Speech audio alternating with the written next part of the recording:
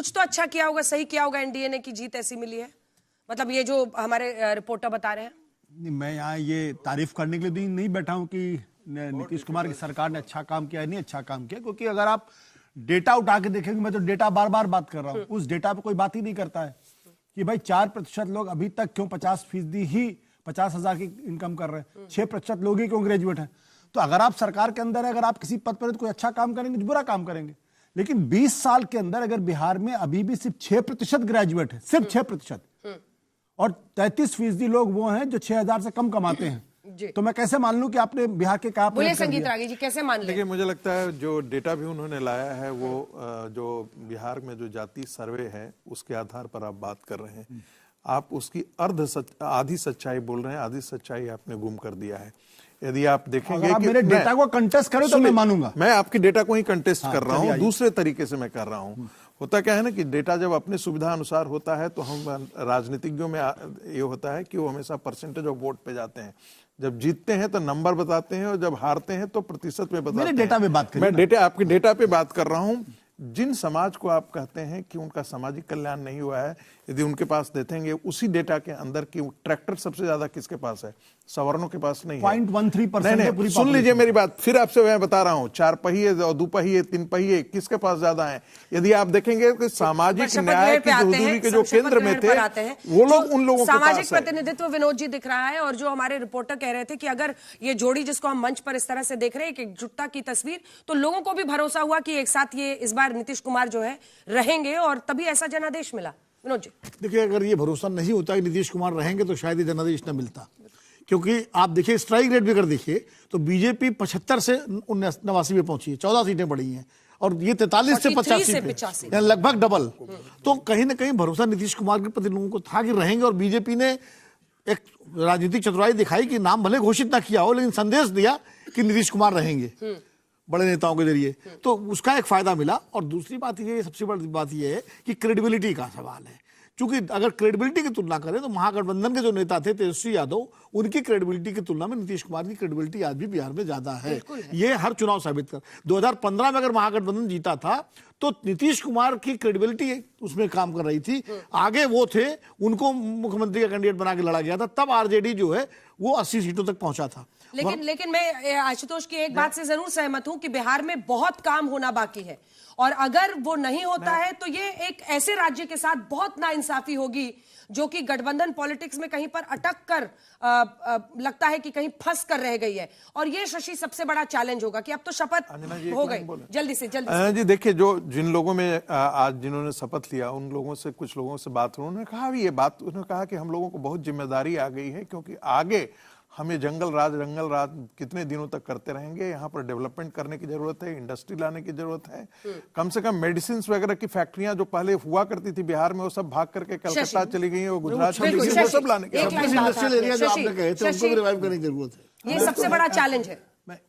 10 second बोल दूं, 10 इसके बाद हाँ, नहीं बोले तो ज्यादा अच्छा है। शशि फिर से कनेक्ट कीजिए उनको जल्दी से। एक स्टडी ये कहती है कि अगर बिहार बिल्कुल अलग इंडिपेंडेंट देश होता बोल रहे तो दुनिया का 12वां सबसे गरीब देश होता, तो लाइबेरिया जैसा होता, लाइबेरिया से ये है। आवाज नहीं आ रही। शशि, शपथ ग्रहण समारोह संपन्न हुआ, अब यहां से एक युद्ध है बिहार को सबसे आगे की कतार में ऐसा राज्य बनाने का जहां से हर बिहारी का सपना पूरा हो। और ये जो गमछा है आज उसका जो रुतबा है वो ऐसा बने कि मतलब एक पॉजिटिव योगदान हो। हमेशा ये अब कितना पैसा मिल रहा है बिहार को इसकी चर्चा नहीं हो, बिहार क्या कर सकता है इस पर नजर आए। शशि बिल्कुल, देखिए प्रधानमंत्री ने जो आज गमछा हिलाया और जो एनडीए को जीत मिली थी उस दिन भी उन्होंने जिस तरह से हिलाया था, वो उसकी शुरुआत कहां से हुई थी? आपको याद होगा अंजना, सिमरिया घाट पे जो पुल बना, नया पुल, वो इंफ्रास्ट्रक्चर डेवलपमेंट के लिए एक बहुत मिसाल है। उत्तर बिहार और बाकी इलाकों को जोड़ने के लिहाज से बहुत रास्ता शॉर्ट हुआ, तकरीबन 60 किलोमीटर की दूरी खगड़िया और बाकी इलाकों की कम हुई।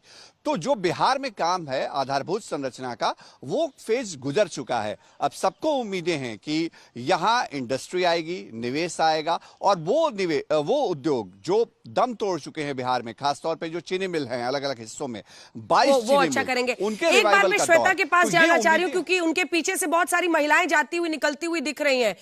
कैसा उत्साह है? अब तो शपथ ग्रहण समारोह संपन्न हो गया है, दिखाइए। सब नाप तोल के निर्णय लेके सब वोट भी किया, और अब उसके आगे भी अब यहाँ पर जब शामिल होने के लिए आई थी अंजना, तो भी यही सब सोचते हुए आई थी। जिस पहली महिला से मैंने बात की यहाँ पर, उन्होंने कहा कि अब तो खाली चिंता है कि रोजगार देते हैं कि ना। तो अब यानी कि 5 साल के लिए वोट दिया है, बोल रहे हैं कि नहीं देंगे तो हम फिर अब उसके बाद हम निर्णय ले लेंगे। तो आपको ऐसा ही दिखेगा यहाँ पर। देखिए, लोक जनशक्ति पार्टी के कार्यकर्ता हैं यहाँ पर, महिलाएं भी। कहाँ गांधी मैदान गई थी क्या सब? हाँ, गांधी मैदान होके आई हैं कि बाहर ही रह गई सब आप लोग नीतीश कुमार का शपथ ग्रहण देखने के लिए आई थी? हाँ, आए हैं। 10वीं बार बन गए आप ही के आशीर्वाद से। हाँ हाँ, हमरे आर के से दलिए दल के मोदी दलखिन, किसान कार्ड बनेलखिन, किसान के अथी दलखिन, लेबर कार्ड बनले, खेती करला, बिजनेस करला दलकन, तो वोट दिलिए, वही द्वारा जीते लिए। सब कुछ किया तो वोट दिए। क्या बोल रही हैं आप?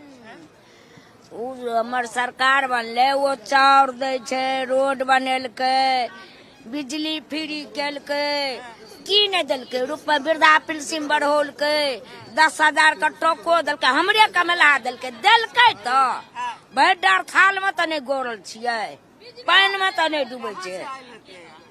झंझारपुर। अच्छा, झंझारपुर। हाँ जी, मधुबनी क्षेत्र से। क्षेत्र से आए हैं सब। आप लोग सब वहीं से आए हैं क्या? हाँ, अच्छा, अब जाइए। जी। अब इतना आप गिनती गिना दिए हैं, मानो इस तरीके का कि जैसे कि पार्टी के कार्यकर्ता इतना नहीं याद रखते होंगे जितना जो महिला वोटर हैं वो बता रही हैं कि क्या क्या हुआ, और वो किया गया, इसीलिए वोट इन सबने दिया है। और अब सब शपथ ग्रहण समारोह से अब यहाँ से निकलकर, अब देखिए वो हेलीकॉप्टर भी प्रधानमंत्री का उड़ान भर चुका है। यहाँ से हेलीकॉप्टर प्रधानमंत्री का गांधी मैदान से उड़ान भर चुका है। ये सीधा पटना एयरपोर्ट में जाकर लैंड करेगा और उसके बाद वहां से वो आगे के लिए रवाना होंगे। लेकिन ये सब जो है, सारी जो महिलाएं हैं, जो नारी शक्ति जिसके बूते ये एनडीए की सरकार चुनकर आई है 202 सीटों के साथ, वो नारी शक्ति आज शपथ ग्रहण के दिन भी आशीर्वाद देने के लिए बड़ी संख्या में यहाँ पर मौजूद रही।